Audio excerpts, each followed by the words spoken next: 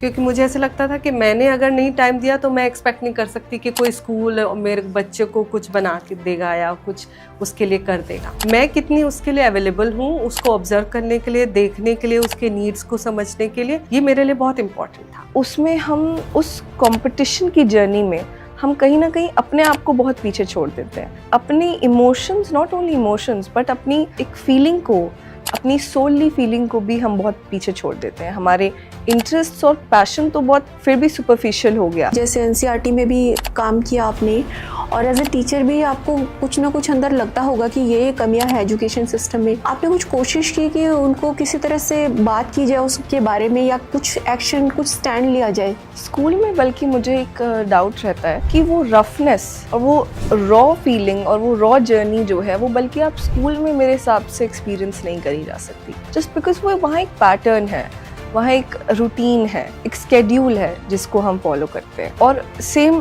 Type of चीज़ें रोज़ हो रही होती हैं। एजुकेशन सिस्टम में आपको बहुत खामियां नज़र आती हैं। कभी आपके दिमाग में आया कि कुछ ऐसा सेटअप हम एक ट्रायल बेसिस पे छोटे लेवल से स्टार्ट करें, कुछ इनिशिएटिव लें? मेरे ख्याल से फीस ही जोड़ा है मैंने तो अभी मोटा मोटी उसको, और जोड़े तो मेरे ख्याल से इससे ज़्यादा ही बैठेगा। सेविंग है ये 15 तक जा सकती हैं।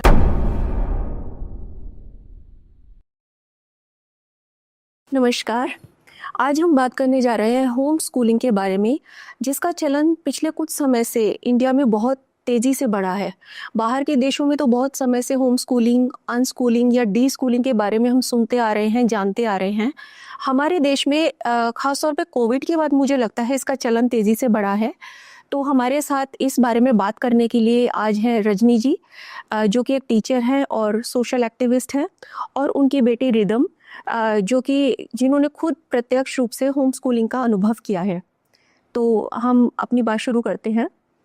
तो रजनी जी, सबसे पहले मैं आपसे ये जानना चाहूँगी, एक तो अपना परिचय संक्षेप में दे दीजिए थोड़ा सा, आपकी जर्नी अभी तक की जो भी रही है। मेरा नाम रजनी है और मैं यूपी के एक गवर्नमेंट स्कूल में टीचर हूँ, माध्यमिक विद्यालय में। और इसके पहले दिल्ली में ही मेरा रहना था, लेकिन क्योंकि गवर्नमेंट जॉब करनी थी और बच्चों के साथ मुझे पढ़ाने का और काम करने का शौक़ था, तो इसी के चलते मैंने वो ज्वाइन किया और हम लोग 2015 में वहाँ पहुँचे। उसके पहले दिल्ली ही हमारा जा, और वहीं से ये जर्नी शुरू हुई, क्योंकि हमें पूरा कम्यूट करना था। इससे पहले रिदम की एजुकेशन यहीं से चल रही थी, एक दिल्ली के काफ़ी नामी स्कूल में उसका एडमिशन था और साकेत में, और उसके बाद हम यहाँ से शिफ्ट हुए। जब हमने सोचा कि अब बहुत सारी चीज़ें एक साथ हुई, एजुकेशन को भी बहुत डेप्थ में समझ रहे थे, अलग अलग एजुकेशनिस्ट जो काम कर रहे हैं इंडिया में उनसे भी कनेक्टेड रहे, तो एक ओवरऑल अंडरस्टैंडिंग बनी इसको लेकर।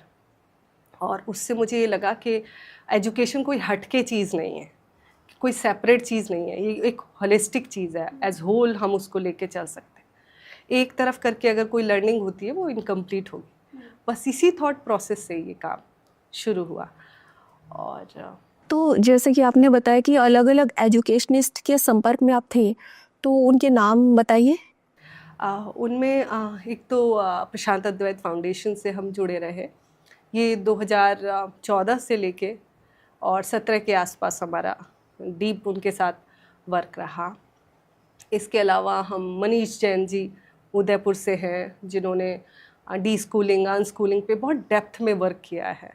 बाहर से अपनी एजुकेशन होने के बावजूद उन्होंने जो उसके ऊपर स्टडीज़ थी वो गहरे में रखी, और उससे बहुत लोगों को बड़े बेनिफिट्स हुए। इसके अलावा सिद्ध से हम जुड़े रहे, अनुबोध फाउंडेशन, लक्ष्य एक ऑर्गेनाइजेशन है जो अंडर प्रिविलेज्ड बच्चों के साथ काम करती है, तो इसके तहत हमें वो भी समझने को मिला। तो डिफरेंट बैकग्राउंड को भी दिखाना ज़रूरी था। अगर हम कंप्लीट एजुकेशन अपने बच्चे को दे रहे हैं तो उसे सिर्फ एक स्पेसिफिक एनवायरनमेंट को देने से वो इनकम्प्लीट रह जाता है। तो इसी के चलते मुझे लगा कि अलग अलग बैकग्राउंड में भी उसकी एजुकेशन होती रहे, तो वो जाती रही, हम लोग ट्रेवल करते रहे।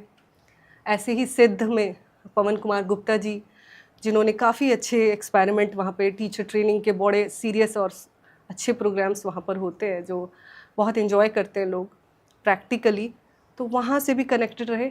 इसी तरह से ये जर्नी फिर हमारी चलते रहे।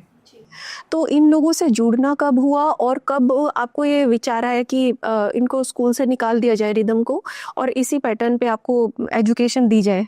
हाँ, ये बड़ा इम्पोर्टेंट इशू है, क्योंकि हम लोग इसके बारे में अक्सर सोचते हैं कि वो क्या चीज़ें हैं जिसकी वजह से हम इस बात से इन्फ्लुएंस हुए। वो बचपन में जब मैं उसको देखती थी कि वो एक 2 साल की थी तो बड़ी क्रिएटिव थी, और एक बच्चा जो होता है नेचुरल लर्नर, वो उस तरह से थी।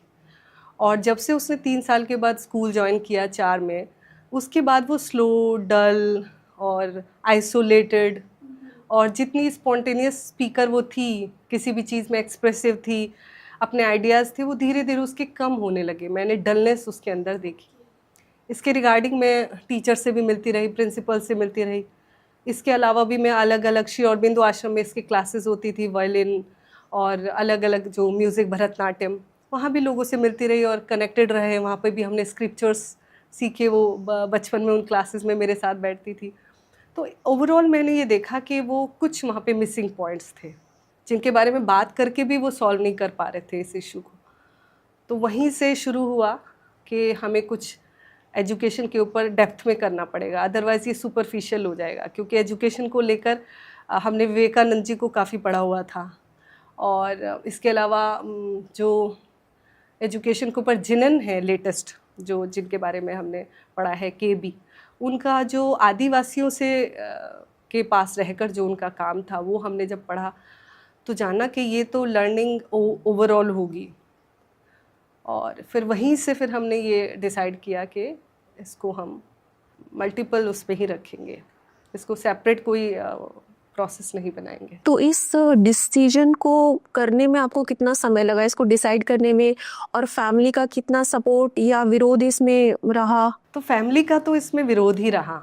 किसी को समझ ही नहीं आ रहा था कि ये हम लोग क्या कर रहे हैं। हमें भी धीरे धीरे क्लैरिटी हो रही थी, जैसे जैसे हम उसका एक अच्छा पॉजिटिव इफेक्ट देख रहे थे, लर्निंग देख रहे थे, एक स्थिरता आ रही थी और एक गहराई, मैच्योरिटी जो आ रही थी लर्निंग में, और लाइवलीनेस लाइफ में आ रही थी। मतलब वो जीवन से रिलेट कर पा रहे थे हम उस एजुकेशन को। तो जैसे जैसे वो होता गया, उस हिसाब से हमें उसकी इम्पोर्टेंस और हमारे मन में पक्की होती चली गई।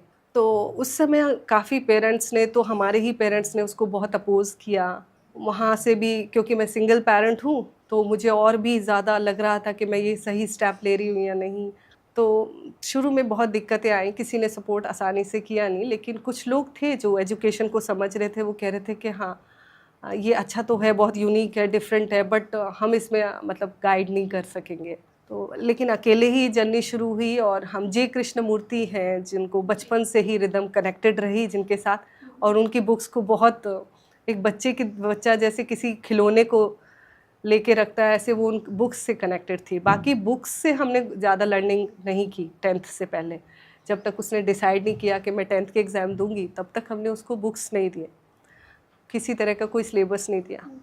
तो सिलेबस, लाइफ को ही सिलेबस माना कि जीवन में जो भी सब्जेक्ट टॉपिक्स आते रहेंगे, उनके बेसिस पर हमें किस चीज़ की लर्निंग की ज़रूरत पड़ेगी, और फिर हम लोगों से कनेक्ट करेंगे और बुक्स को भी तभी लाएंगे। तो जिस समय आपने ये फैसला किया स्कूल से बाहर एजुकेशन देने का, उस समय कभी कोई फ्यूचर के लिए सवाल आया था, ख्याल आया था कि आगे चल के क्या करेगी, इसको मेन स्ट्रीम में ज्वाइन कैसे करवाया जाएगा, या शुरू से ही था कि अपना इंडिपेंडेंट कोई रास्ता चुनेगी? ये भी बहुत इंपॉर्टेंट मैटर है, क्योंकि एक फियर होता है, एक इनसिक्योरिटी होती है कि हमारे पास डिग्री कहाँ से आएगी, हम कल किसको दिखाएंगे कि हमने क्या जाना है, क्या सीखा है, जब हमारे पास सर्टिफिकेशन नहीं होगा। लेकिन इससे ज़्यादा इम्पोर्टेंट मुझे उस समय ये लगता था कि वो खुद को, उस लाइफ को जो उसे मिली है, उसको कितना जी पाएगी। क्योंकि मैं खुद एजुकेशन से कनेक्टेड हूँ, खुद मेरा स्कूलिंग रही है, तो वहाँ की मेरी खुद की ऑब्जर्वेशन बहुत डेप्थ में थी। मैं अपने टीचर्स के साथ बड़ा डिस्कशन करती थी, उनको भी कुछ भी होता था तो वहाँ भी कंप्लेंट्स रखती थी, और जो भी मुझे वहाँ पे इश्यूज़ लगते थे, तो वो भी एक तरह से कलेक्टिव फॉर्म में बैठे हुए थे। टीचर एक कैसा होना चाहिए, गुरु जिसको हम कहते हैं, उनकी एक पिक्चर अपने माइंड में थी, जिसने मुझे भी एक बेहतर टीचर बनने में मदद की। तो ये सब होते हुए फिर हमने डिसाइड किया कि इसको हम ऐसे ही रखेंगे। कभी इस रास्ते पर चलने के बाद आपको रिग्रेट हुआ कि मैं सही था मेरा डिसीजन कि नहीं?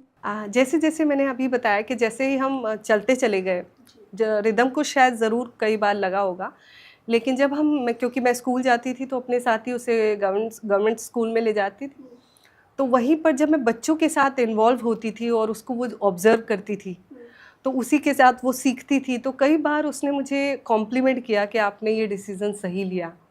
मैं स्कूल्स में आती हूँ, वहाँ उसको काफ़ी उन बच्चों के साथ भी घुलने मिलने का वो मिलता था, और साथ में रह के ओवरऑल मतलब एक तरफ तो वो लर्निंग कर रही थी, दूसरी तरफ वो टीचिंग के चीज़ें भी सीख रही थी।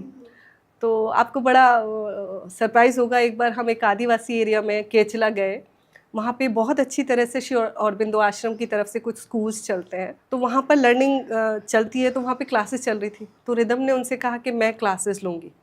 और वो अपने आप ही, वो खुद ही 10 साल की थी, लेकिन वो छोटे बच्चों को पढ़ाने के लिए इतनी कॉन्फिडेंटली आई कि वहाँ पर उनको उस समय, क्योंकि श्री औरबिंदो बहुत अच्छी अपॉर्चुनिटी बच्चों को प्रोवाइड करता है, तो वहाँ डॉक्टर्स जाते थे क्लासेस लेने। तो एक डॉक्टर वहाँ पे गए हुए थे, तो उन्होंने कहा कि बेटा वो क्लास लेना चाहते हैं, तो शी सेज़ कि नहीं मैं ले लूँगी, डोंट वरी मैं ले सकती हूँ। तो ये कॉन्फिडेंस उसको देख कर समझ कर ओवरऑल उसको आया, तो इससे भी पता चल रहा था कि वो कहीं ना कहीं उससे ग्रो कर रही है। दूसरा पर्पज़ एक हेल्थ का बहुत इम्पॉर्टेंट था। मुझे लगता था कि ओवरऑल अगर हेल्थ सही रहेगी, एनवायरनमेंट जो हमें मिला है as a form of life, वो एज होल सही से काम करेगा, एक इंस्ट्रूमेंट सही होगा होलिस्टिकली, जिसमें मेंटल हेल्थ, फिजिकल, साइकोलॉजिकल और सोशल सारी और रिलेटिविटी के हिसाब से रिलेशनशिप में, तो वो अपने आप ही अपना रास्ता निकाल पाएगा और डिसाइड कर पाएगा। तो मैं ये वेट कर रही थी कि वो अपने डिसीज़न खुद से ले और मुझे बताए कि उसको पढ़ना है तो क्या पढ़ना है, कब पढ़ना है, कैसे पढ़ना है।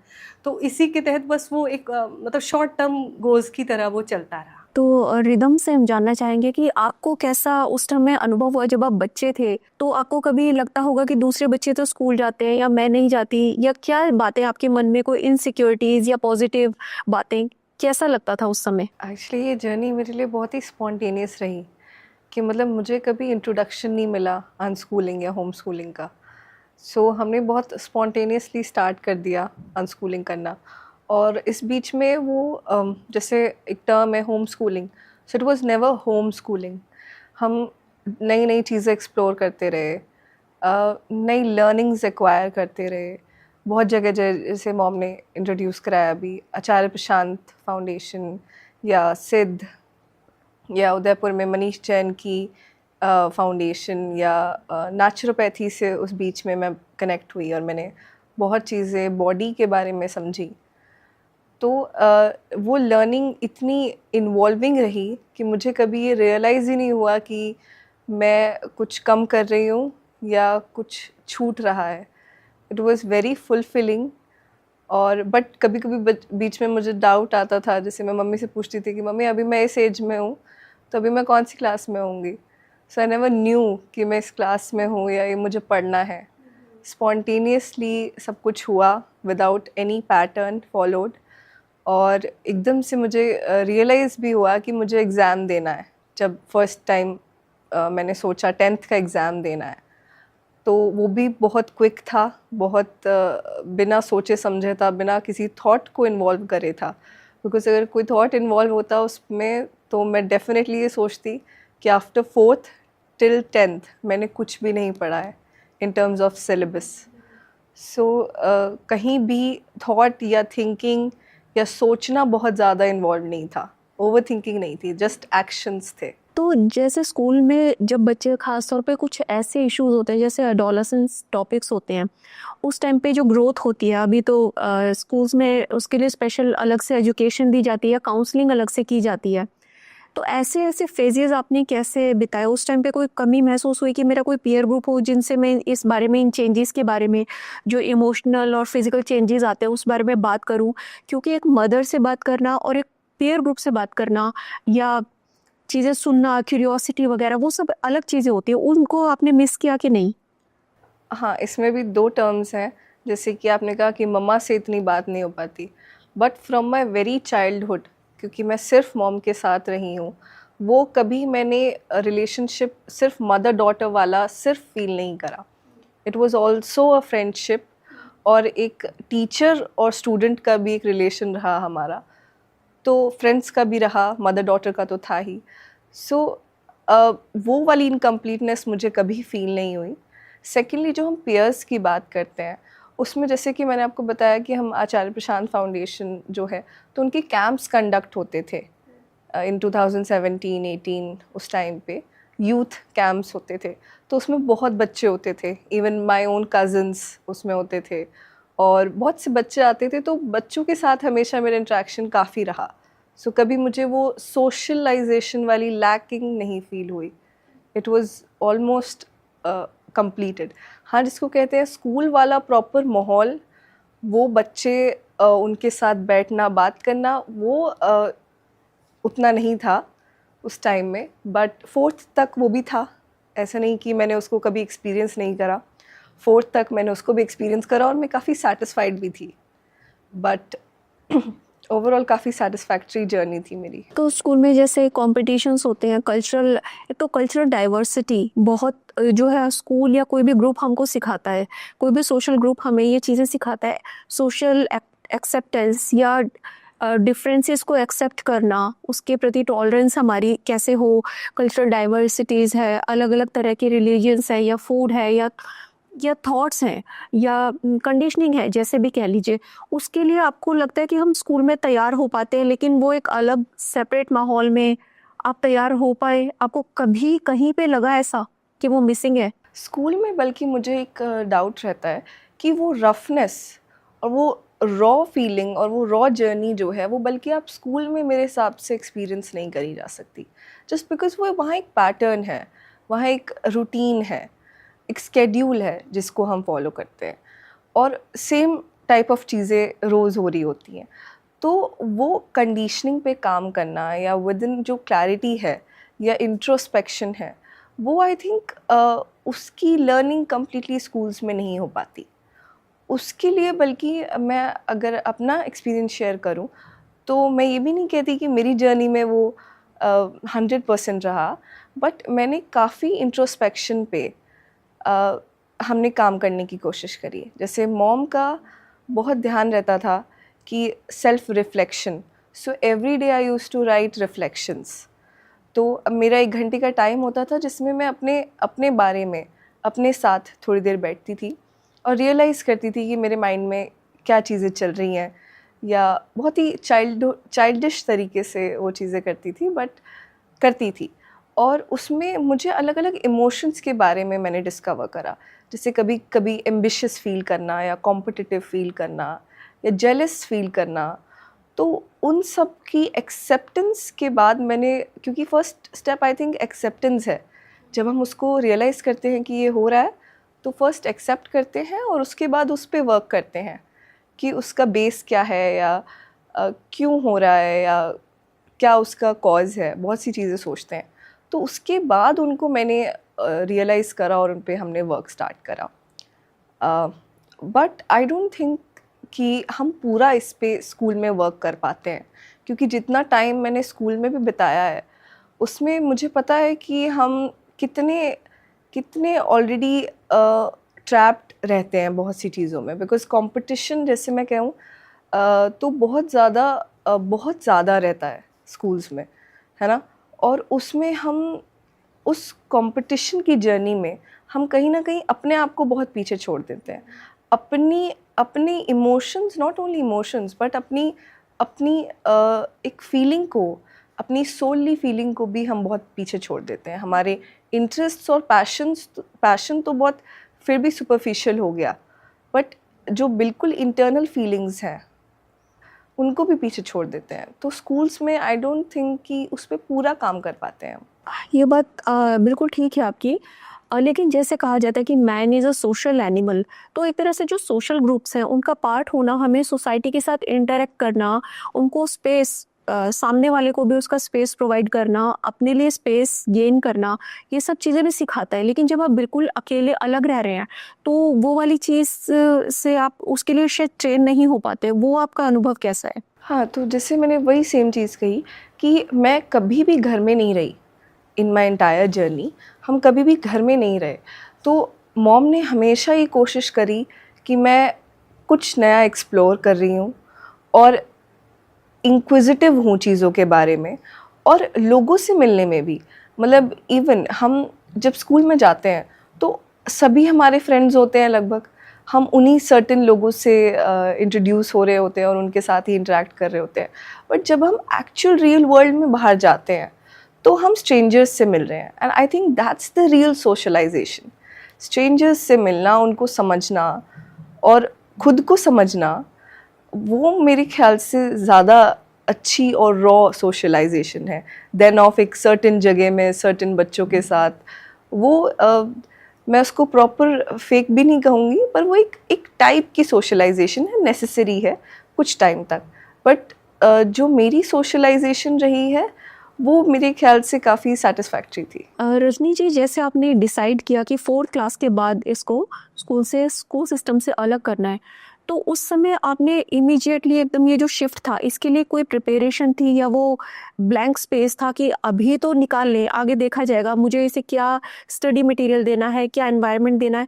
थोड़ा आपने गैप लिया, स्पॉन्टेनियस छोड़ दिया कि जो होगा देखा जाएगा, जहाँ मैं जाऊँगी इसको लेके जाऊँगी, ये वो वाला फेज आपने जब तक कि दूसरा रास्ते एक ट्रैक से हट के दूसरे पर चलना शुरू नहीं किया, उसको बीच के स्पेस को कैसे संभाला? एक्चुअली वो जो डिसीज़न था जो आया फाइनली कि इसको मुझे स्कूल छुड़वाना है, इसके बहुत मल्टीपल रीजंस थे। एक तो ये था कि मेरे पास कितना टाइम है और मेरे पास बच्चा है और मुझे उसे कितना मैक्सिमम टाइम देना है, क्योंकि मुझे ऐसा लगता था कि मैंने अगर नहीं टाइम दिया तो मैं एक्सपेक्ट नहीं कर सकती कि कोई स्कूल मेरे बच्चे को कुछ बना के देगा या कुछ उसके लिए कर देगा। मैं कितनी उसके लिए अवेलेबल हूँ, उसको ऑब्ज़र्व करने के लिए, देखने के लिए, उसके नीड्स को समझने के लिए, ये मेरे लिए बहुत इम्पॉर्टेंट था, पहली बात। दूसरा ये था कि उसके जो स्कूल में एनवायरनमेंट चल रहा था वो उसको कहीं ना कहीं वो उसमें नहीं ठीक मुझे महसूस हो रहा था, क्योंकि मैं खुद भी उस स्कूल से काफ़ी कनेक्टेड रही और बेहतर स्कूल था, बेहतर वर्क कर रहे थे, लेकिन उसके बावजूद एक्चुअल वर्क नहीं दिखाई दे रहा था। वो भी उसका रीज़न था। दूसरा मेरा अपना पर्सनल रीज़न कि मैं सिंगल हैंडेडली उसको देख रही थी। चौथा था कि मेरे को वहाँ से ट्रांसफ़र होना था, दिल्ली से जाना था और काफ़ी दूर मेरी जॉब थी। तो इन सब को एक साथ कंक्लूड करते हुए और ये देखते हुए कि उसका मेरे साथ रहना ठीक रहेगा, मतलब मैं उस पर ध्यान दे पाऊँगी, क्योंकि वो ही है अब जिसको मुझे देखना है और उसी तरह के बच्चे भी होंगे मेरे साथ, तो मैं ओवरऑल एक अंडरस्टैंडिंग बना पाऊँगी।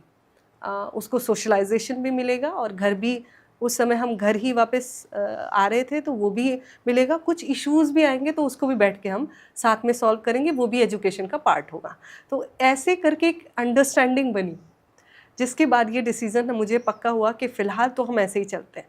कई बार मन में आता था कि अभी स्कूल का क्या करना चाहिए, इतने साल हो गए हैं, कुछ नहीं हो रहा है, एज सच नहीं हो रहा है कि भाई कोई एकेडमिक कुछ चल रहा है। तो उसके बाद भी लगता था, लेकिन कुछ ही टाइम बाद कुछ माइलस्टोन्स ऐसे दिखते रहते थे जिससे एक सेटिस्फेक्शन आता था कि नहीं ठीक हो रहा है, मतलब वो अपने साथ ठीक है, उसमें ठहराव आ रहा है, उसमें सेटिस्फेक्शन आ रहा है, she is enjoying her what ever she is doing, और जहाँ भी वो इन्वॉल्व हो रही है उसमें एक ठहराव दिखाई देता था, जो मैं अक्सर बच्चों में बड़ा स्कूल के बच्चों में मिस करती थी। वो स्टेबल होके किसी चीज़ को करना, उसमें पूरी तरह इन्वॉल्व होना और बाकी चीज़ों में एक रेस्टलेसनेस जिसको हम कहते हैं, वो धीरे धीरे उसकी कम होती जा रही थी। तो ये सब कहते कहते मैंने सोचा एक बार वो बैठ जाए, आ जाए, अपनी स्टेट पाले और फिर उसके बाद डिसीजन जो भी होगा वो देखेंगे। जी। कभी आपके मन में ये नहीं आया कि स्कूल चेंज करके देखते हैं कि वो उस स्पेसिफिक स्कूल में प्रॉब्लम उसको हो रही है तो किसी बेटर स्कूल में डालें? राइट, ये भी बड़ी इंटरेस्टिंग है स्टोरी, क्योंकि मैं अक्सर इसको ले जाती रही, जहाँ भी जाती रही। हम एक मानव तीर्थ जगह गए और कुछ और स्कूल। किस जगह? मानव तीर्थ ये रायपुर में है, और जीवन विद्या के उससे वहाँ साधन भैया हैं जो वहाँ पे प्रिंसिपल हैं। बहुत ही मेरे लिए वो फेवरेट प्लेस थी जो मैं इसको प्रोवाइड कर सकती थी, और उसमें सभी कुछ जो एक बच्चे के लिए होना चाहिए वो था वहाँ पर। तो सभी लोग, वो लोग भी चाहते थे कि वो वहाँ पर एजुकेशन ले, और हम उस हिसाब से गए फिर। लेकिन जब वहाँ पर हम पहुँचे, हमने वहाँ ऑब्ज़र्व किया 1 वीक तक, तो हमें लगा कि हाँ अच्छा तो ग्रो करेगा। लेकिन फिर से इसी का डिसीज़न आया, तो मैं फाइनल डिसीज़न उसके ऊपर ही छोड़ देती कि तुम खुद से ऑब्ज़र्व करो, खुद से देखो तुम्हें कैसा फील होता है। अगर उसमें कुछ नेगेटिव भी आप लोगे या कोई अनकंफर्टेबल सेंस में कुछ कंफर्ट मिस कर रहे होंगे तो भी वो तुम्हारा ही है, मैं उसमें नहीं तुम्हें फोर्स करूँगी। तो इस तरह से हम डिसाइड करते रहे, कुछ चंडीगढ़, कुछ आसपास के एरियाज़ में, मतलब काफ़ी दूर दूर भी हॉस्टल्स भी मैंने उसके लिए देखे, लेकिन उसके कुछ स्टेटमेंट्स आते थे उनको लेकर, कुछ अलग अलग स्कूल्स को लेकर अलग अलग स्टेटमेंट्स आते थे। उनको देखकर मुझे बड़ी सरप्राइज़ भी होता था और काफ़ी खुशी भी होती थी कि वो उसकी एक अपनी अंडरस्टैंडिंग है कि ये मुझे जगह क्यों चूज़ नहीं करनी। जैसे कि क्या स्टेटमेंट्स होते हैं, कुछ याद है तो बताइए। हाँ, एक चंडीगढ़ में हम स्कूल, काफ़ी अच्छा स्कूल है, वहाँ पर काफ़ी छोटी थी उस समय वो, तो हमने उसे वो दिखाया, सबने कहा वो बहुत अच्छा स्कूल है, वहाँ के बच्चे बड़े अच्छे हैं, डिसिप्लिन्ड हैं। और तो हम जब जा रहे थे और वो काफ़ी छोटी थी, उस काफ़ी बड़े बच्चों को देख रही थी और ऑब्ज़र्व कर रही थी। तो हम जब रास्ते से जा रहे हैं तो उसकी ऑब्जर्वेशन बड़ी नेचुरल रहती थी, कोई बाउंड नहीं। तो सडनली मैंने कहा ये काफ़ी अच्छा लग रहा है मुझे, मैं बहुत अच्छा लग रहा है, इम्प्रेस हुई इस स्कूल से। तो सडनली वो कहती है कि बच्चे तो डल हैं, मतलब दे आर नॉट नेचुरल, वो दे आर मतलब ऐसा कुछ उसने स्टेटमेंट बोली। तो मैंने कहा अच्छा, ये तो मैंने ऑब्जर्व नहीं किया था। तो इससे मैंने फील किया कि उसकी अपनी ऑब्जर्वेशन पे मेरा कॉन्फिडेंस था और इतना उसको दिया गया था कि अपनी तरफ से मैं ही बचती थी कि कोई कंडीशनिंग ना दे दूँ, हमेशा ये कोशिश करती थी। बल्कि उसको इसी वजह से मैं उसका स्कूल भी चेंज करना चाहती थी कि कहीं ऐसा ना हो कुछ मेरी ऐसी कंडीशनिंग हो जो उसके लिए ठीक ना हो और वो उसके पास चली जाए। तो बेहतर है ये कुछ टाइम बाद वो मुझसे अलग होके भी कुछ अलग अलग टीचर्स के पास सीखे। बट हर बार ये लौट के आती थी और मुझसे कहती थी नहीं, मुझे आपके साथ अभी और रहना है, अभी और सीखना है, अभी मेरे पास कुछ और है जो मैं कर सकती हूँ आपके साथ रह के भी। तो वही मुझे उल्टा कॉन्फिडेंस दिलाती थी कि नहीं, कुछ मिस नहीं हो रहा है, हम लोग कर लेंगे। तो इसमें हमारा 10th का एक्सपीरियंस बहुत ही एक हमारे लिए भी आज तक भी एक सरप्राइज़ और एक यूनिक एक्सपेरिमेंट रहा। वो इसी तरह आया। तो उसमें इसने सडनली मुझसे कहा कि उसके साथ जो मेरे नेफ्यू नीस और जो कज़िन्स उसके थे वो एग्ज़ाम देने जा रहे थे। उसने कहा कि ये तो मेरी एज ग्रुप के हैं, ये 10th का एग्ज़ाम दे रहे हैं, मुझे भी 10th का देना है। तो मैंने कहा ये क्या बोल रहे हो, मतलब 10th का कैसे पॉसिबल हो पाएगा, क्योंकि तुमने तो 4th से कोई सिलेबस ही नहीं पढ़ा है। तो उसने कहा आप लाओ, मेरे को दे दो सिलेबस और मैं शुरू करती हूँ। तो ये एक बड़ा सरप्राइजिंग था। तो हमने सोचा नहीं, कुछ इग्नू से देखते हैं या फिर ओपन स्कूलिंग का सिलेबस उसको मैंने दिखाया। तो ये ओपन, जिसने कभी सिलेबस 7 ईयर्स नहीं देखा है, वो न्यूज़ का सिलेबस देखती है और कहती नहीं, मुझे थोड़ा बेटर कुछ चाहिए। She was able to decide कि कुछ बेटर चाहिए। तो मैंने कहा बट सिलेबस मैथ्स, तुमने 7 ईयर्स से मैथ्स नहीं पढ़ा है। तो शी सेज कि नहीं हो जाएगा। तो वो बुक्स लेती है और बुक से ही उसने खुद से स्टडी करना शुरू किया, नोट्स बनाने शुरू किए। और उनको जैसे नेचुरल कोई उठा के हम बुक्स पढ़ने लगते हैं, उनको वो फील ही नहीं कर रही है कि वो कोई सिलेबस आ गया है, और वो नेचुरल ढंग से उसको रीड आउट कर रही। मैं भी उसके पास बैठ के देखती थी कि वो कैसे करेगी ये मैथ्स, जो पुराना LCM HCF और ये मिस हो रखा है उसको कैसे वहाँ पे अटकेगी, तो उसको कैसे करना होगा। उसमें बीच बीच में मैं अपना देती रही उसको, लेकिन उसने वो किया। तो मेरे लिए बड़ा इंटरेस्टिंग था कि सडनली भी ये है। और ये बहुत स्पेशल वो नहीं थी कि बहुत गिफ्टेड थी या बहुत मैथ्स में अच्छी थी, बल्कि मुझे याद आता है बचपन का उसका एक फेज़ जब वो मैथ्स को करने को तैयार ही नहीं हो रही थी। उसने कहा मैं नहीं करूँगी, मैथ्स में वो इंटरेस्ट ही नहीं रखती थी। और उसकी वजह से मैंने उसकी थोड़ी पिटाई करी और मुझे रियलाइज़ हुआ कि ये मैं क्या कर रही हूँ। इस तरह से वो डेविएटेड थी कि मैं मैथ्स नहीं करूँगी। और ये फेज़ आप देखिए कि 10th में उसने मैथ्स से एग्ज़ाम दिया और 11th में उसने मैथ्स ही लिया। और मैथ्स को इतने इंटरेस्टिंग ढंग से उसने पढ़ा और एंजॉय किया। तो मेरे लिए तो ये एक सरप्राइज़ और मिरेकल की तरह था कि जो जहाँ मैंने स्टार्ट किया था वो ये फेज़ था कि मैथ्स को दूर रखना है। 10th में भी हम कुछ ऐसा कुछ ढूंढ रहे थे कि इसको 10th मैथ्स का एग्ज़ाम ना देना पड़े, और दूसरी तरफ वो 11th में पूरी तरह मैथ्स को लेकर होल्ड कर पा रही है। तो वो स्पेस ही था जिसमें उसको अपने आप को ग्रो कराने का, देखने का, ऑब्ज़र्व करने का, लर्न करने का, उसने अपने ब्रेन पे वर्क करके उसको इस लायक बनाया कि कोई भी नई चीज़ उसके लिए चैलेंज मुश्किल नहीं रहा। तो रिदम, आपने एकदम से ये जो जंप लिया 10th के बाद सीधा 4th के बाद सीधा 10th का एग्ज़ाम, तो आपको किसी टीचर की, किसी एकेडमिक हेल्प की ज़रूरत महसूस नहीं हुई, या बीच बीच में आप टच में रहते थे स्टडीज़ की, अपने फ्रेंड्स की, कज़न्स की बुक्स देखकर या प्रैक्टिस करके, कैसे मैनेज किया? मतलब आफ्टर 4th तो मैंने बिल्कुल भी सिलेबस वाली बुक्स नहीं देखी, बी इट साइंस, मैथ्स या कोई भी सिलेबस कभी नहीं देखा। ना ही मुझे वो इंक्विजिटिव फीलिंग आई कि मुझे देखना चाहिए।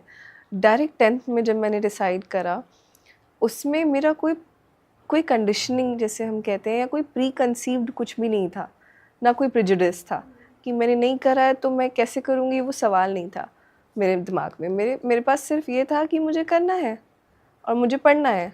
पढ़ने से एक रिलेशन उस टाइम मेरा बना, और ना मुझे किसी स्कूल की, ना मुझे किसी गाइडेंस की, किसी ट्यूटर की ज़रूरत नहीं पड़ी।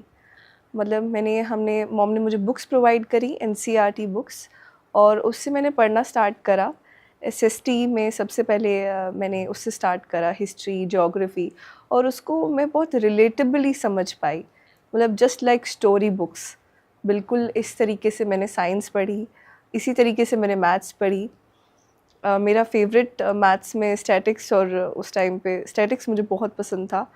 उसको बहुत डेप्थ के साथ पढ़ा, और बिना किसी थॉट इन्वॉल्व करे मैंने एग्ज़ाम दिया, और वो बहुत अच्छा गया। मुझे बहुत, वो जर्नी मेरे लिए बहुत एक्साइटिंग थी। तो जो स्टेप्स स्कूलिंग में होते हैं, step by step, class by class, जो थ्योरीज और प्रिंसिपल्स और फंडामेंट्स जो भी हम साइंस के और मैथ्स के सीखते हैं, तो तुम्हारी बातों से तो लग रहा है कि उसे स्किप करने से कोई फ़र्क नहीं पड़ता। शायद नहीं पड़ता बिल्कुल, क्योंकि मैंने करा है। बट उसके लिए आई थिंक वो पूरी जर्नी जो थी, जो होम स्कूलिंग की या अनस्कूलिंग की, उसने बहुत बड़ा रोल प्ले करा। क्योंकि उसने मुझे कहीं ना कहीं ये लर्निंग ज़रूर दी कि कोई थॉट नहीं अपने दिमाग में लाना चाहिए, या कुछ प्रीजुडिस जिसको हम कहते हैं, वो कहीं ना कहीं फ़ियर क्रिएट करता है। कहीं ना कहीं इनसिक्योरिटी और फियर आता है हमारे दिमाग में, जो उस टाइम पे बिल्कुल नहीं था। मुझे ये फियर ही नहीं था कि उसका रिज़ल्ट क्या होगा, या मैंने नहीं करा है तो उसका आज ये रिज़ल्ट है कि मुझे डर लग रहा है। डर नहीं था, बिल्कुल नहीं था। बस ये था कि पढ़ना है, और पढ़ने को मैंने रियल लाइफ से रिलेट करा, क्योंकि मॉम ने और उस जर्नी ने और उस पूरे एक्सपीरियंस ने मुझे सिखाया कि पढ़ना इज़ रिलेटेड टू अस, और समझना, नॉलेज, ये सब हमसे रिलेट करती है। हम, चाहे हम खुद हों, चाहे हमारी हिस्ट्री हो, चाहे साइंस हो, वो सब हमारे आसपास है, हमसे रिलेट करता है। तो वो कोई नई चीज़ नहीं है। और मुझे ये था कि अगर मैं पढ़ूँगी तो वो मुझे अलग तो नहीं लगने वाला, वो कहीं ना कहीं मुझे लगेगा कि हाँ, हमसे रिलेट करता है। और वो कभी मेरे दिमाग में वो फियर नहीं आया कि ये मुश्किल है या मैंने कुछ बेस नहीं पढ़ा है, और वो बहुत इजीली और बहुत कंफर्टेबली मैंने करा। तो उस समय जैसे कि आपने बताया कि कज़न्स की देखा देखी 10th के एग्ज़ाम्स के लिए आपको आइडिया आया, तो क्या उनसे नोट्स आपको मिलते थे या कैसे आपने प्रिपरेशन की? नोट्स एक्चुअली मैंने कभी सीखे ही नहीं थे बनाने। अपने स्कूल में तो बहुत छोटी क्लास में मैं बाहर आ गई थी, उसके बाद कभी पता नहीं था कि नोट्स कैसे बनाने हैं। बस खुद से ही सीखा नोट्स बनाना भी, जब मैंने 10th में फ़र्स्ट टाइम स्टार्ट करा नोट्स। तो आइडिया नहीं था कोई भी कि कैसे बनाते हैं। उन लोगों के नोट्स मैंने कभी देखे नहीं थे। तो बस इतना पता था कि कुछ तो क्राइटेरिया है कि मैंने पढ़ा है, और उसमें से कुछ एसेंस आया है, कोई सार आया है जो कि मुझे उसमें नोट डाउन करना है, या कुछ इम्पॉर्टेंट चीज़ें हैं जो मुझे याद रखनी थी। मैं एक्चुअली पूरी बुक ही अपने नोट्स में पहले तो मतलब पूरी, जिसको कहते हैं हम, छाप देती थी मैं। पूरी बुक्स ही मेरे नोट्स में मिलती थी। तो उसके बाद धीरे धीरे सीखा सब कुछ ग्रेजुअली कि अच्छा, इम्पॉर्टेंट पॉइंटर्स नोट करने होते हैं, और वो टाइम बाय टाइम मैंने चीज़ें एक्वायर करी। तो कुछ सैम्पल पेपर्स वगैरह की हेल्प ली आपने? क्योंकि जब स्कूल सिस्टम से कट गए हो, आपको आइडिया भी नहीं होगा कि मार्किंग सिस्टम कैसे होती है। इसके लिए कैसे तैयारी की? इसके लिए सबसे पहले तो थॉरोली मैंने बुक्स ही पढ़ी है। एनसीईआरटी की बुक्स मैंने सिर्फ बुक्स से पढ़ा। उस टाइम मैंने बिल्कुल इंटरनेट, कोई वीडियोस, कुछ भी यूज़ नहीं करा था। सिर्फ बुक्स और सिर्फ बुक्स।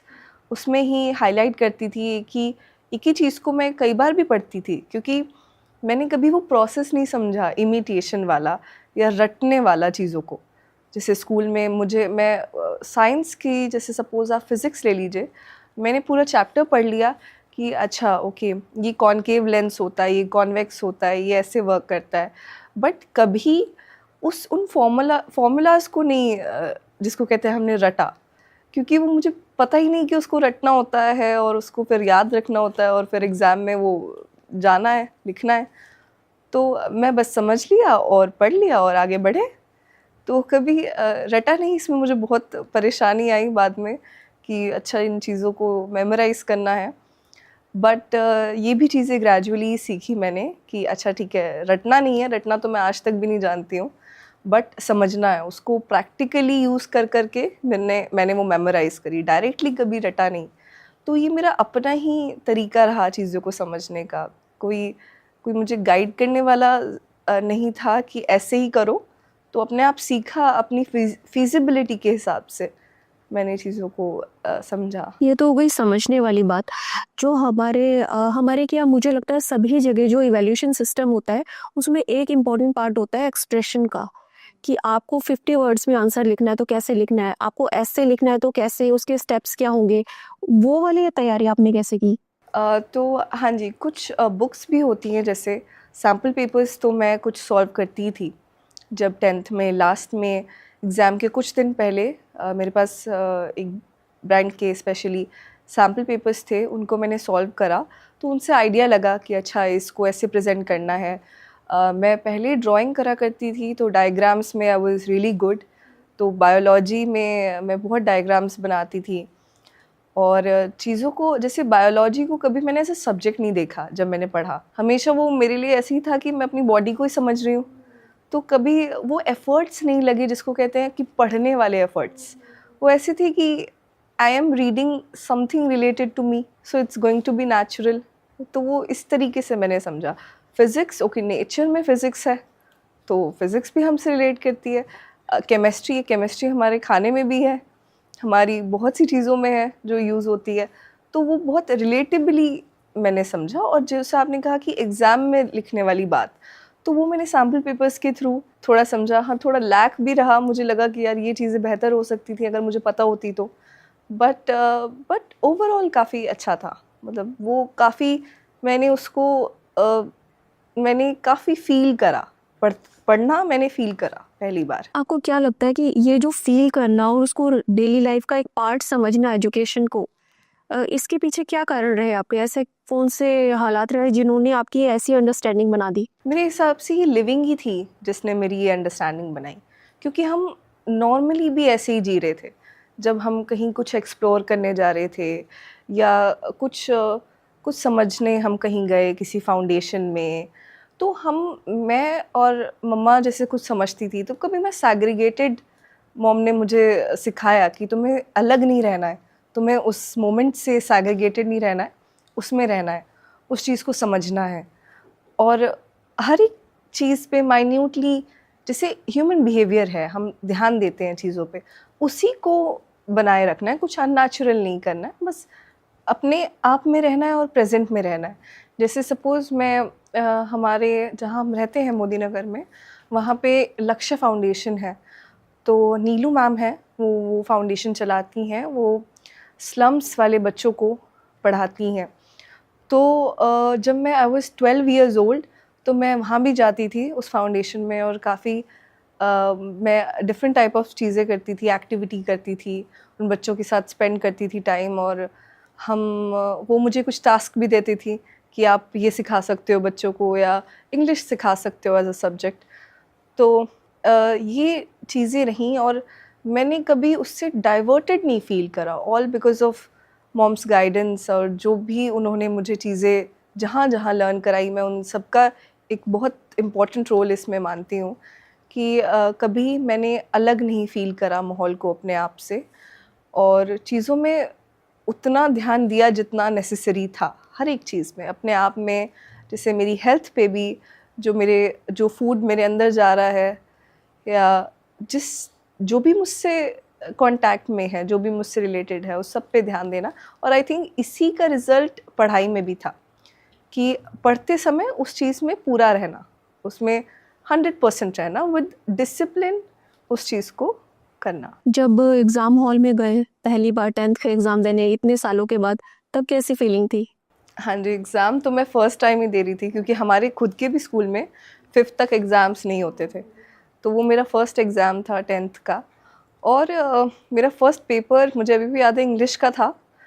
और वैसे वो इंग्लिश तो ईज़ी ही है सब्जेक्ट, बट मैं जब आई तो मेरा फर्स्ट जब मैं पेपर ख़त्म करके आई तो मुझे अभी भी याद है, मैंने फ़र्स्ट चीज़, मॉम थी मेरे साथ, मैंने उनसे पूछा था, मम्मा आप कैसे हो?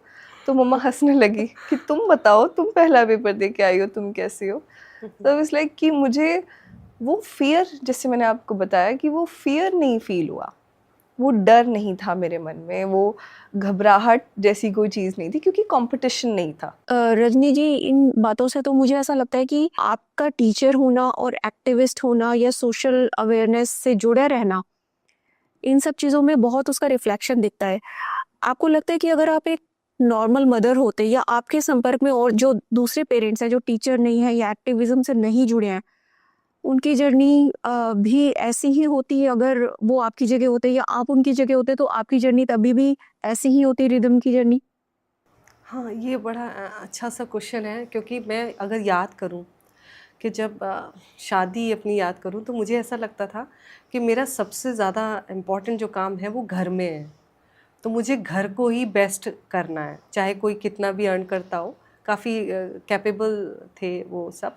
तो मुझे ऐसा लगता है घर अगर मैंने ठीक से देख लिया तो समझो मैंने आधे से ज़्यादा काम कर दिया।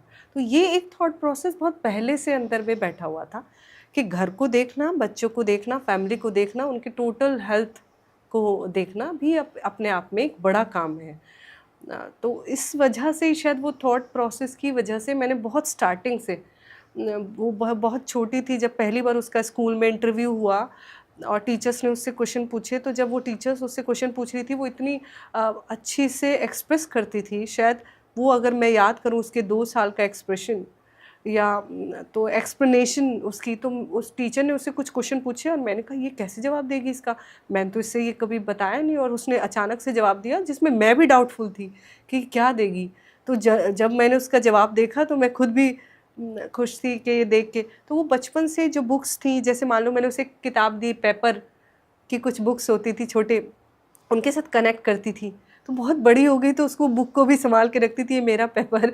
ऐसे बचपन से तो एक कनेक्शन बना। रात को कोई स्टोरी टेलिंग चल रही है तो पूरा उसके साथ कनेक्शन है। कोई क्वेश्चन आ रहा है, जैसे कोई भी क्वेश्चन बच्चे के दिमाग में आता है तो उसको भी लेकर बड़ा इम्पोर्टेंट है। अगर आपको आता है, पता है तो ठीक है, आप उसको एक बता दीजिए, उतना ही बताइए और कहिए कि मुझे तो इतना ही पता है। तो ये मैं कहती थी, बाकी तुम देखो कि क्या होता है, तुम्हारे हिसाब से वो क्या होता है, ये तो अच्छा है। तो इस तरह से चीज़ें जो नेचुरल रहीं, मतलब हम पहले से ही फ़ियर में नहीं थे, ऊपर से ये रिस्पॉन्सिबिलिटी समझ में आ रही थी कि अगर बच्चा हम इस दुनिया में लाए हैं तो हमारी रिस्पॉन्सिबिलिटी पूरी बनती है उसको देखने की और वो कहाँ जा रहा है। और बच्चों से मेरा कनेक्शन पहले से रहा है। मुझे जॉब की बहुत तरह की अपॉर्चुनिटीज़ मिली, मैं एनसीईआरटी में भी काम किया, अलग-अलग जगह स्कूल्स में, दिल्ली में भी। लेकिन मुझे हमेशा बच्चों के साथ, ख़ासकर इस मिडल एज के जो बच्चे होते हैं 14-15 तक, जिनमें अभी बहुत फ्रीडम होती है, जिनके पास बहुत ज़्यादा प्रेशर्स नहीं होते हैं, उनके कोई एग्ज़ाम एकेडमिक होते हैं, तो उनके पास काफ़ी टाइम होता है चीज़ों को देखने, समझने, बात करने के लिए, एक्सप्रेशन के लिए। तो उसी डायरेक्शन में एज़ होल था वो। लेकिन मुझे ऐसा लगता है गृहिणी का काम तो और भी ज़्यादा हो जाता है, क्योंकि वो ऑब्ज़र्व करे। क्योंकि मैं उसके बावजूद भी, मैं आपको बताऊँ, टीचर होने के बावजूद भी मैं ये सोचती थी कि मैं कंप्लीट नहीं हूँ। मुझे कुछ चीज़ें मिसिंग हैं जो मैं खुद को एक लर्नर मानती थी। मैं खुद चाहती थी कि मुझे कोई और टीचर मिले जो मुझे कुछ चीज़ें बता सके। कुछ स्पिरिचुअल क्वेश्चंस मेरे माइंड में आते रहते थे, उनको लेकर अक्सर मैं सर्च करती थी कि मेरे क्वेरीज़ को कौन सॉल्व करे। और मैं आसानी से एक्सप्रेस भी नहीं करती हूँ, मुझे जब एक नेचुरल एनवायरनमेंट मिलता है वो अलग ही तरह से एक्सप्रेस होता है, मैं उतने एक्सप्रेस ईज़िली नहीं कर पाती हूँ। तो ये सब चीज़ें मेरे साथ भी वो लर्निंग प्रोसेस चल रहा था। उस समय मैं खुद स्क्रिप्चर सीख रही थी। जुडिशियल रिफ़ॉर्म्स के लिए एक हमारे NGO fight for judicial reforms है, उसमें काम कर रही थी, कैसे कोर्ट्स काम करते हैं। ये बहुत बचपन में कोर्ट्स भी देखती थी कि कैसे जजेस कैसे वर्क करते हैं, कैसे, तो उसकी एक अपनी टोटल अंडरस्टैंडिंग उसको लेकर बढ़ती चली गई। तो मतलब जो भी रहा उसको हमने उसको सेपरेट नहीं किया कि मेरे स्ट्रगल्स भी जो रहे उससे भी मैंने उसको दूर नहीं किया। उसने कहा कि देखो, अगर लगता है कि मैं सही जा रही हूँ तो मेरी गलतियों से भी तुम सीखो, तुम देखो कि हाँ मैंने गड़बड़ कर दी थी, तुमने होती तो क्या करती, या मुझे कुछ। इसका फ़ायदा मुझे सबसे ज़्यादा ये हुआ कि जैसे जैसे वो बड़ी होती रही मुझे भी सजेशन देती रही, कि क्योंकि एडवांस बच्चे बहुत आगे होते हैं, मुझे ऐसा लगता है हमेशा से, तो उनकी एक अलग अंडरस्टैंडिंग बनती है, तो उससे मुझे उल्टा एक बेनिफिट होता रहा कि वो उसके भी आंसर्स आते थे तो मुझे समझ में आता था, हाँ इसको ऐसे भी देख सकते हैं। तो ये ऐसे ही बना मुझे, इसीलिए स्कूलिंग वाले उस पे क्वेश्चन मार्क हमेशा रहा कि वहाँ मैंने खुद भी बहुत मिस किया, मतलब बचपन में। तो वो भी सब कलेक्टिव चीज़ें थी, तो उनको लेते हुए डेफिनेटली टीचिंग या एजुकेशन होना, राइट काइंड ऑफ एजुकेशन होना। एजुकेशन तो बहुत है, बहुत लोगों के पास है, मैंने इतने एजुकेटेड लोगों को इतना डिस्टर्ब और उनके बच्चों को ऐसे मिलता है कि वो नहीं हो पाता। तो ये है कि हम ये ना कहें कि हमें अभी जो हम लर्निंग ले रहे हैं और जो हमें बाद में जो करियर के लिए हमारे काम आने वाली है वो एक सेपरेट नहीं होना चाहिए। अगर मैं आज ही हॉलिस्टिकली हैप्पी नहीं हूँ अपने स्टडीज़ से, तो कल को जाके मैं क्या ही बना लूँगी और वो क्या ही मुझे दे देगा। तो ये तो लर्निंग तो अपने आप में एक जॉयफुल प्रोसेस है जो हर दिन आपके साथ रहता है। कुछ स्ट्रगल्स, कुछ प्रॉब्लम्स, बहुत सारे चीज़ें आती हैं उसमें। तो इसलिए ये तो लाइफ का है ही पार्ट है एजुकेशन मेरे हिसाब से। तो जैसे आप बता रहे हैं कि जैसे एनसीईआरटी में भी काम किया आपने, और एज ए टीचर भी आपको कुछ ना कुछ अंदर लगता होगा कि ये कमियां है एजुकेशन सिस्टम में। आपने कुछ कोशिश की कि उनको किसी तरह से बात की जाए उसके बारे में, या कुछ कुछ एक्शन, कुछ स्टैंड लिया जाए? हाँ, मैंने बात की, लेकिन लोगों को समझना बड़ा मुश्किल था। 2017-18 के आसपास रिदम छोटी ही थी। हम लोग जितने भी इसमें पॉलिटिशियंस, हमारे लीडर्स इन्वॉल्व हैं एजुकेशन में, उन सब तक मैंने अपनी बात पहुंचाने की कोशिश की। उसने रिटन लेटर, अपने हैंड रिटन लेटर्स भी दिए कि ट्रेनिंग पार्ट एजुकेशन में टीचर्स का होना चाहिए, और उन्होंने बड़े हैप्पीली उसको रिसीव भी किया और ट्रेनिंग पार्ट को एग्जीक्यूट भी किया। लेकिन जो ग्राउंड पे चीज़ें थी वो नहीं बदल रही थी। बच्चों को लेकर कोई ज़्यादा सीरियस ही नहीं था। ऐसा लगता था कि अपने को थोपने के लिए तैयार बैठे हैं। हम जब टीचर होके ये समझ लेते हैं कि हम बच्चों से बहुत आगे हैं, हम उन्हें जाके कुछ सिखा देंगे, यही वो स्टेप होता है जो सब डिस्टर्ब करता है। मैंने अपने स्कूलों में ये जाना कि उनको पढ़ाते हुए, पढ़ाना तो वर्ड नहीं बोलना चाहिए, मैंने खुद बहुत पढ़ा है, बहुत कुछ सीखा। हर दिन बच्चों से अचानक से मैं कुछ सीख लेती हूँ। जैसे अभी रिसेंटली मैंने कुछ फ्रेंडशिप के बारे में सीखा। तो अभी हमने एक बच्ची को रेस्क्यू कराया, तो उसके फ्रेंड्स उसको लेके इतने कनेक्टेड और वो भी उनको लेकर इतनी कनेक्टेड। और मैं कहती हूँ कि ऐसे अगर बड़े लोग होने लगे तो एक दूसरे को कितना वो अच्छा वो दे सकते हैं रिलेशन। तो ये मैंने सीखा कि नहीं, फ्रेंड्स तो ऐसे ही होना चाहिए, डीप कनेक्शन, अनकंडीशनल। तो बहुत सारी चीज़ें मैं उनके साथ सीख रही थी। लर्निंग जो है टू वे प्रोसेस है, ऐसा नहीं है हम मैं कुछ आपको बच्चों को दे सकती हूँ। मैं उनको देखते देखते हर दिन कुछ सीख रही हूँ, फिर वहाँ से कुछ प्रॉब्लम फेस कर रही हूँ, फिर उसका सोल्यूशन मिल के निकाल रहे हैं, वही उनको भी दे रहे हैं प्रॉब्लम कि ये कैसे किया जाए, तो उनसे कुछ रिस्पॉन्स आ रहा है। तो ये बड़ा लाइवली प्रोसेस है। क्या आपकी कहानी से प्रेरणा लेके आसपास के किसी दोस्त ने आपके सर्कल में इसी रास्ते पर चलने की कोशिश की? हाँ, कुछ कोशिश बहुत करी, मतलब उन्होंने चाहा कि ये ऐसा हो। कईयों ने कुछ डिसीजंस लिए, और सबसे ज़्यादा ये हुआ कि जो आज आसपास के बच्चे हैं उनके ऊपर प्रेशर्स कम हो गए। उनको ये लगता था कि स्कूल नहीं जाएंगे, सुबह मैं देख रही हूँ बच्चे रोते हुए जा रहे हैं, ट्यूशन उनको ज़बरदस्ती भेजा जा रहा है, वो ट्यूशन रोते हुए जा रहे हैं। तो कुछ उनके प्रेशर्स कम हो गए, क्योंकि वो एक तरफ देखते थे कि रिदम तो स्कूल कभी गई नहीं है, उसको कभी ड्रेस में देखा ही नहीं है, और वो उसको वो देख रहे थे बचपन से ग्रो होते हुए कि उसने अपने वेट पर अलग से काम किया, और बहुत सारे प्रोसेसेस उसके मतलब विजिबल थे। तो उसकी वजह से उनके नेचुरल जो उनके प्रेशर्स थे उनके पेरेंट्स की तरफ से जो एजुकेशन को लेकर थे वो कम हुए, और उनको थोड़ी फ्रीडम मिली। ये तो देखा। अब डिसीजन मेकिंग होम स्कूलिंग को लेकर कितने कर पा रहे हैं, ये तो मेरे पास इसका रिकॉर्ड नहीं है। जैसे आपने बताया और ऑब्जर्व किया कि एजुकेशन सिस्टम में आपको बहुत खामियां नज़र आती हैं, कभी आपके दिमाग में आया कि कुछ ऐसा सेटअप हम एक ट्रायल बेसिस पे छोटे लेवल से स्टार्ट करें, कुछ इनिशिएटिव लें? कुछ ऐसा शुरू करने का विचार आया कभी? हाँ, मुझे याद है कि मेरे को 2020-22 के आसपास जो स्कूल था, उसमें जो बच्चे थे, वो इतने क्रिएटिव थे कि मुझे ऐसा लगता था कि अगर मैंने उनको कोई काम सौंप दिया, तो वो हफ्ते में कुछ नया खड़ा कर सकते हैं। वो इतने एक्टिव, क्रिएटिव, और उनसे जब मैं बात करती थी कि हम ऐसा कर सकते हैं, कुछ मटका बना सकते हैं अपना ये, तो वो तुरंत ही तैयार हो जाते हैं, हाँ, हाँ मैडम करते हैं। वो स्कूल से जाने को तैयार नहीं होते थे। कुछ बच्चे ऐसे कहते थे कि जब हम बड़े हो जाएँगे ना, तो संडे की छुट्टी कैंसल कर देंगे, हमें नहीं चाहिए। तो वो इतने उसमें इन्वॉल्व थे, लेकिन हम कोशिश करते रहे कि उसको कैसे करें, क्या करें, कहीं रास्ता हमें नहीं मिल पाया इसको लेकर कि हम कैसे उसको कर पाते हैं।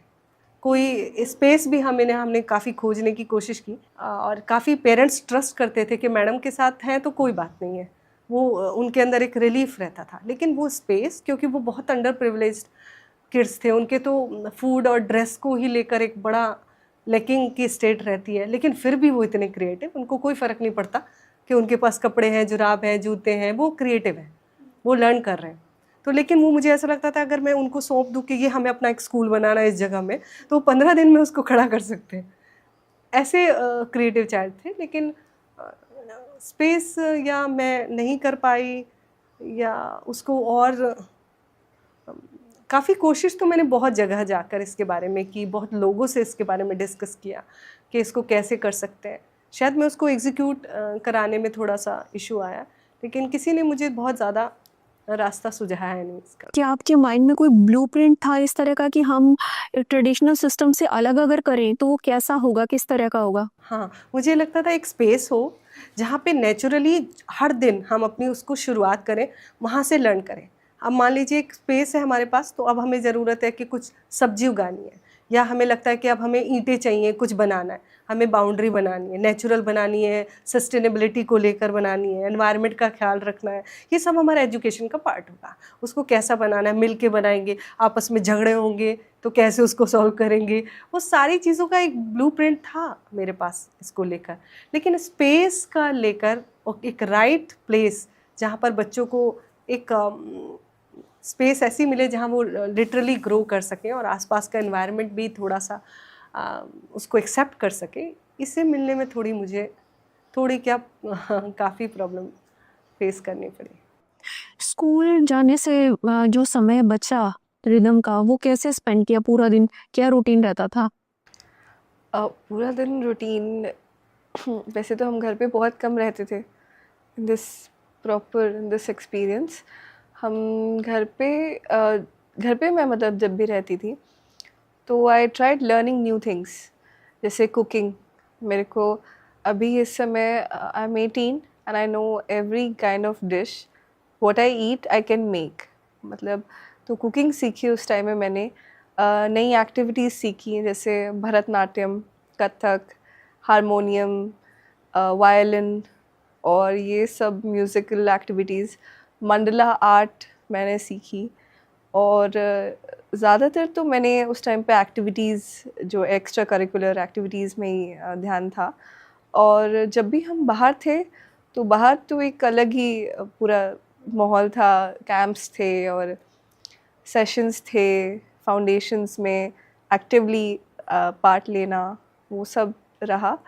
बट घर में भी बहुत लर्निंग रहती थी, और ऊपर से मेरी काफ़ी समय मेरा मॉम के स्कूल में, गवर्नमेंट स्कूल में भी बीता, जो कि सहारनपुर में था, देवबंद। वहाँ पे मैं मैक्सिमम रहती थी, मॉम के साथ ही जाते थे आते थे, और उन बच्चों ने भी बहुत कुछ सिखाया। वहाँ पे मैंने सही में मिनिमलिज्म भी सीखा कि वो कितने कम में रहते हैं और कितने एक्टिव हैं, और क्योंकि हम तो मैं उस टाइम पे काफ़ी हेल्दी थी। उसके बाद जब नेचुरोपैथी में मेरा था इन्वॉल्वमेंट, उसके बाद मैं फ़िटनेस की तरफ बढ़ी। बट तब मैंने देखा कि सब कुछ है उनके पास, मतलब उनके पास exactly in terms of money कुछ भी नहीं है, बट उनके पास हेल्थ भी है, उनके पास एक एक्टिव माइंड भी है, उनके पास इंक्विजिटिवनेस भी है, लर्निंग की इच्छा भी है। कितने कम में, बस अपॉर्चुनिटी की कमी थी उन्हें। उनके साथ भी मैंने बहुत कुछ सीखा। जेलसी भी होती थी मुझे कि मॉम उन पे ज़्यादा ध्यान देती थी, तो आई यूज्ड टू फाइट उसको भी रिफ्लेक्ट करती थी कि ऐसा क्यों होता है, ऐसा नहीं, ऐसा होना चाहिए या नहीं होना चाहिए, इन सब चीज़ों के बारे में समझा। बट कभी मुझे ऐसा नहीं लगा कि मेरा टाइम वेस्ट हो रहा है। ये एक अच्छी फीलिंग थी।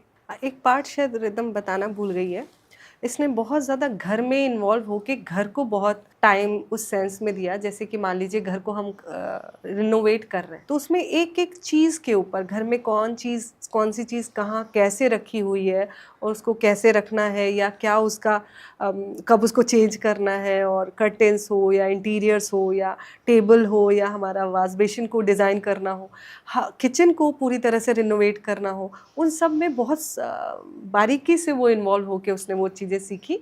और उसमें बता फाइनेंशियल जो लर्निंग है वो भी हुई साथ में, और कैसे चीज़ों को डिज़ाइन कर सकते हैं, क्रिएट कर सकते हैं, कम में कैसे उसको, जो जिसको ये अभी सस्टेनेबिलिटी कह रही है, अलग से लोग लाया, अलग से टाइल्स लाए, फिर उसको कट कराया, फिर उसको अपने आप से उसको करना, और पेंट जब भी ज़रूरत हो तो खुद से ही उस पेंट में इन्वॉल्व हो जाना।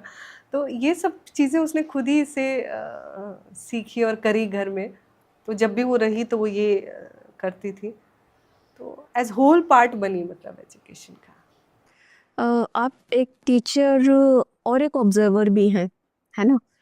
तो बच्चों में जैसे आपका खास इंटरेस्ट रहता है, तो कभी इस नज़र से भी सोचे कि अगर रिदम वाली अपॉर्चुनिटी हर बच्चे को मिले, तो वो किस तरह, क्या वो इसी तरह से ग्रो करेगा, या इंडिविजुअल नेचर होती है कि कोई बच्चा मुरझा भी सकता है कि नहीं, मुझे तो स्कूल का एनवायरनमेंट चाहिए था, मैं अकेले नहीं रह सकता। ऐसा कभी सोचा है इस बारे में? मुझे ऐसा लगता है स्कूलिंग तो एक कंडीशनिंग ही है, क्योंकि जब हम ट्राइबल्स के पास गए केचला, मैंने देखा और उन बच्चों को मैंने एक डिफरेंस पाया। कैसे, जो प्राइमरी के बच्चे थे, फर्स्ट से फोर्थ फिफ्थ तक के, उनका पूरा बिहेवियर, उनका लर्निंग, उनकी curiosity as a whole personality different थी कंपैरिजन टू 9th-10th के बाद वाले बच्चों से। उनके अंदर प्रॉपर डलनेस दिखाई देती थी जो बड़े बच्चे थे, एक सैडनेस भी उनके अंदर ठहराव में दिखाई देती थी। और जो मतलब उनका जो छोटे बच्चे थे वो नेचुरल लर्नर, वो जा रहे हैं तो अभी अभी कुछ कर रहे होंगे तो उसमें पूरे इन्वॉल्व हो गए, आप ही को खड़े होकर वेट करना पड़ेगा कि वो क्या कर रहे हैं, जब तक वो अपना प्रोसेस ख़त्म नहीं कर लेंगे तब तक वो आपको देखेंगे भी नहीं। तो इस तरह से जब मैंने देखा तो ये देखा कि उल्टा, वो तो वहाँ पर मैंने देखा कि एक बच्चा था जिसके मम्मी पापा नहीं थे, लेकिन पूरा गांव उसका ख्याल रख रहा है, उसको खुद भी नहीं पता कि मेरे मम्मी पापा हैं नहीं है। तो ये जो एक इन्वॉल्वमेंट थी, किसी का घर कंस्ट्रक्शन हो रहा है तो आसपास के सब लोग आके उसका घर का कंस्ट्रक्शन करा रहे हैं। ट्राइबल्स को जब मैंने देखा, वहाँ की लर्निंग मेरी 15 डेज़ की, मतलब वन ऑफ द बेस्ट चीज़ मैंने वहाँ पे उनको करते देखा और सीखा, जो मेरे लिए मेमोराइज़ करना एक बहुत मुश्किल काम है, लेकिन मुझे वहाँ का कुछ मेमोराइज़ नहीं करना पड़ता, वो सब मेरे पास बैठा रहता है, हमेशा वो मुझे याद रहता है, हर समय वो मुझे आ जाता है एज एन एग्जाम्पल याद। तो ये मैंने देखा कि स्कूलिंग जिस तरह से हो रही है, जैसे मैं और कंट्रीज़ की बात करूं तो वो अब सब इन चीज़ों पर, जापान है, वो सब छोटी छोटी चीज़ों पर प्राइमरी स्टेज में बच्चों को बिहेवियर पे ही काम कर रहे हैं। वो उनको क्या सीखना है, कंट्री को कैसे सही से में जीने के लिए कौन से नॉर्म्स हैं जो फॉलो करने चाहिए, कैसे मतलब अपने बिहेवियर को कैसे देखें और उसको बेहतर करें, ये सब चीज़ें सिखाई जा रही हैं। हमारे यहाँ तो ध्यान ही नहीं है इन चीज़ों के ऊपर, और वो जो उनको सिखाया जा रहा है वो उनके लिए कुछ रिलेवेंसी ही नहीं दिखाई दे रही है, उसका कहीं कुछ रोल ही नहीं है। 5th 6th 7th 8th के बच्चों तक आप एग्ज़ाम कैसे ले सकते हो, किस चीज़ का एग्ज़ाम, क्योंकि वो खुद एक इनेट पर्सनालिटी के साथ आए हुए हैं।